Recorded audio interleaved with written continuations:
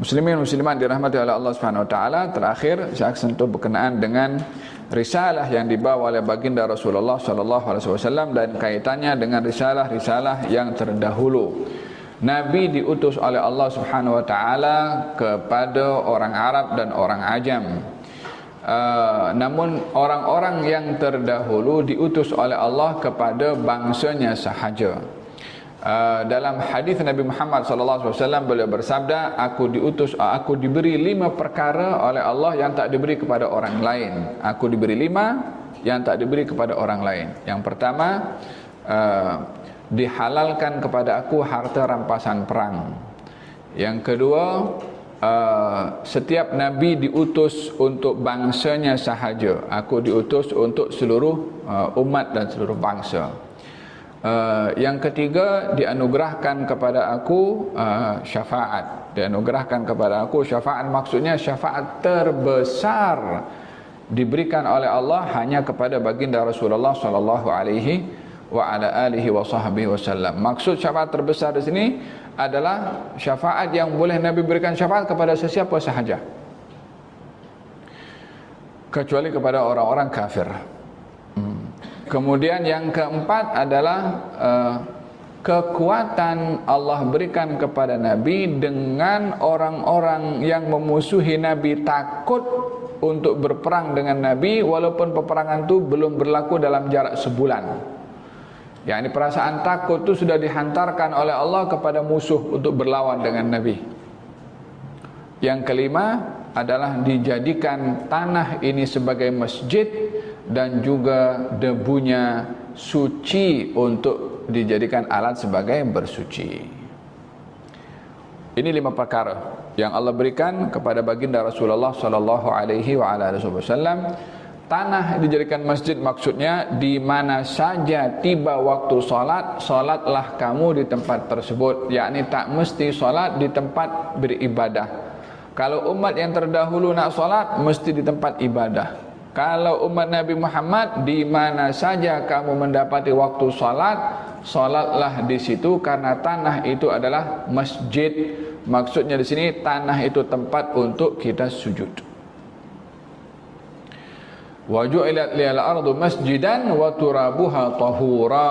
Dijadikan untuk aku tanah ini masjid, tempat untuk sujud, dan debunya adalah suci untuk dijadikan sebagai alat bersuci. Dan daripada 5 ini yang Allah berikan kepada Nabi adalah Nabi diutus oleh Allah untuk seluruh umat. Sebagaimana dalam saya katakan tadi, kepada orang Arab dan juga kepada orang Ajam. Demikian sabda baginda Rasulullah sallallahu alaihi wasallam. Agama ini, kaum muslimin muslimat dirahmati oleh Allah, konten agama itu hanya menyentuh tentang akidah dan menyentuh tentang syariah. Mengenai akidah, daripada zaman Nabi Adam sampai zaman Nabi Muhammad sama. Tentang rukun iman. Beriman kepada Allah, beriman kepada malaikat, beriman kepada Rasul, beriman kepada hari akhirat, beriman kepada qada dan qadar, semua daripada zaman Nabi Adam sampai zaman Nabi Muhammad sallallahu alaihi wasallam. Hanya perbezaannya pada iman kepada Rasul. Bagi umat-umat yang terdahulu hanya beriman kepada nabinya yang ada pada waktu. Mereka tak tahu nabi yang akan datang siapa setelah nabi mereka, kecuali diberitahukan tentang diutusnya Nabi Muhammad sallallahu alaihi wasallam. Tetapi yang berbeza adalah mengenai syariat, mengenai hukum hakam. Hukum hakam zaman Nabi Musa beza dengan hukum hakam zaman Nabi Isa. Walaupun ajaran keduanya adalah daripada ajaran yang sama. Syariat Nabi Muhammad sallallahu alaihi wasallam ada yang sama dengan syariat-syariat yang terdahulu, ada yang tidak sama. Yang sama diantaranya adalah berpuasa pada hari Ashura.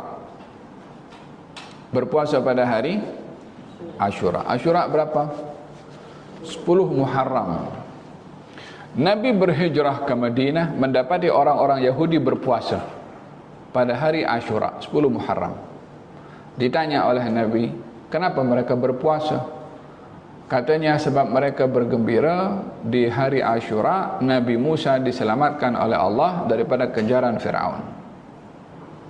Maka Nabi bersabda, kalau begitu kita lebih layak untuk bergembira untuk Musa berbandingkan dengan mereka. Maka Nabi pun berpuasa pada hari Ashura. Sama dengan apa yang ada pada ajaran Nabi yang terdahulu mengenai berpuasa pada hari Ashura yang juga dilakukan oleh baginda Rasulullah sallallahu alaihi wasallam. Namun ada syariat-syariat yang ada pada ketika itu yang berbeza dengan syariat-syariat yang diajarkan oleh Allah Subhanahu wa taala kepada Nabi Muhammad sallallahu alaihi wasallam. Jadi masalah syariat ini berbeza dengan syariat terdahulu perkara yang biasa. Karena syariat akan dijadikan oleh Allah sesuai dengan zamannya, dengan zaman Nabi tersebut. Tapi akidah tiada perbezaan antara zaman dahulu sampai antara zaman Nabi Adam sampai zaman Nabi Muhammad sallallahu alaihi wasallam. Di zaman baginda Rasulullah diutus oleh Allah Subhanahu wa taala, masih ada segelintir orang yang masih berpegang kepada ajaran Nabi Ibrahim yang tidak menyembah berhala. Nabi diutus oleh Allah Subhanahu wa taala di Mekah. Mekah waktu itu sudah menyembah kepada berhala. Tidak ada lagi ajaran Nabi Ibrahim yang menyembah kepada Allah Subhanahu wa taala. Ka'bah yang dijadikan tempat untuk menghadap kepada Allah bertukar menjadi tempat untuk menyembah berhala-berhala yang diletak di Ka'bah. Orang pertama yang membawa berhala ke Mekah seorang bernama Amr ibn Luhai. Jadi Ka'bah ini ditinggalkan oleh Nabi Ibrahim dalam keadaan bersih daripada berhala. Tidak ada. Dijadikan Ka'bah tempat untuk berhimpun beribadah kepada Allah Subhanahu wa taala. Dengan berlalunya masa berkurun-kurun, maka orang-orang yang mengikut kepada hawa nafsu, yang hanya terbawa kepada imannya kepada hal-hal yang material, mereka mahukan Tuhan yang boleh nampak dan boleh disentuh. Amr bin Luhai pergi ke Syam. Nampak di Syam ada orang sembah berhala-berhala, patung-patung. Kata Amr bin Luhai, apa mereka buat? Katanya mereka ini sembah Tuhan. Kata Amr bin Luhai, boleh saya ambil satu Tuhannya? Kata mereka, boleh. Dibagi Tuhan di offer. Bagi macam tu. Macam hadiah. Diambillah Tuhan berhala namanya Hubal. Namanya siapa? Hubal. Dibawa daripada negeri Asyam sampai ke Mekah. Besar itu berhala tu. Tak tahu macam mana dia bawa itu. Dibawa sampai ke Mekah, diletakkan. Ini Tuhan kamu. Di sinilah baru menjadi permulaan peletakan Tuhan-Tuhan berhala dengan pelbagai macam fungsi. Ada Tuhan perang, ada Tuhan rezeki, ada Tuhan musafir, ada Tuhan hujan. Jadi kalau nak bermusafir pergi Tuhan, satu Tuhan, yang lain tak pergi. Kalau nak berperang pergi Tuhan perang. Jadi mereka yang create berhala itu dijadikan sebagai Tuhan, mereka juga yang create letakkan Tuhan ni fungsinya scope of job Tuhan. Nak tengok macam mana otak kalau sudah ditipu oleh hawa nafsu, jadi lebih stupid daripada orang stupid. Ya kan? Dahulu saya ingat siapakah salah seorang sahabat Nabi sallallahu alaihi wasallam katanya, dahulu kami masih zaman jahiliyah buat Tuhan daripada korma. Korma itu dibentukkan wujud Tuhan, lepas itu disembah. Salah sekali kalau lapar diambil tu korma daripada Tuhannya. Ya, terkadang kalau akal ini sudah ditundukkan oleh hawa nafsu, buat benda yang tak masuk di akal, tapi akal terpaksa terima karena hawa nafsu. Oleh sebab yang demikian dalam Al-Quranul Karim, alam tara afara'aita man ittakhadha ilahahu hawahu wa adallahu ala ilmin. Tidakkah kamu mengetahui tentang orang yang menjadikan Tuhannya itu adalah hawa nafsunya sendiri? Macam mana menjadikan menjadikan hawa nafsu sebagai Tuhan? Falsafah ketuhanan itu, Tuhan adalah yang memerintah dan melarang. Tuhan diikuti apa yang diperintah dan apa yang dilarang. Itu filosofi ketuhanan. Filosofi ketuhanan seperti ini tidak ada pada berhala. Sebab berhala tak bercakap. Macam mana nak perintah? Macam mana nak melarang? Ditanya tak jawab. Namun bila hawa nafsu mahu hal itu jadi, maka dijadikan. Jadi yang menjadi Tuhan siapa? Berhalanya atau hawa nafsunya? Hawa nafsunya. Itu berhala. Walihala kata siapa nama di zaman Nabi Ibrahim alaihissalam, ketika Nabi Ibrahim penggal kepala berhala-berhala itu kan, semuanya hilang kepala kecuali berhala yang paling besar. Diletakkan kapak tu di sebelahnya situ. Dipanggil oleh Namrud, "Anta fa'alta hadza bi alihatina ya Ibrahim?" Ibrahim, engkau yang buat kepada berhala-berhala dengan tuhan-tuhan kami. Adakah engkau yang buat kepada tuhan-tuhan kami? Dia kata, "Bi alihatina." Kata Nabi Ibrahim, yang buat itu yang besar tu. Kau tak tengok ke kapaknya dekat situ? Kalau engkau tak percaya, tanya kepada yang besar tu. Dia kan nampak. Ini kan berhala banyak depan, yang besar di sini. Kalau ada orang buat, mesti dia nampak. Coba tanya kepada yang besar. Kata Namrud mengatakan, macam mana aku nak tanya kepada yang tak boleh bercakap? Tahu kan? Kata Nabi Ibrahim, dah engkau tahu tak bercakap, kenapa engkau sembah? Apa yang berlaku? Dia bertukar ke? Tetap juga disembah itu. Buktinya Nabi Ibrahim akhirnya dilemparkan ke dalam api. Tak beriman kepada Nabi Ibrahim. Yang menjadi Tuhan siapa? Hawa nafsu. Hawa nafsu menjadi Tuhan bukan ada wujud tertentu aku hawa nafsu jadi Tuhan. Tak.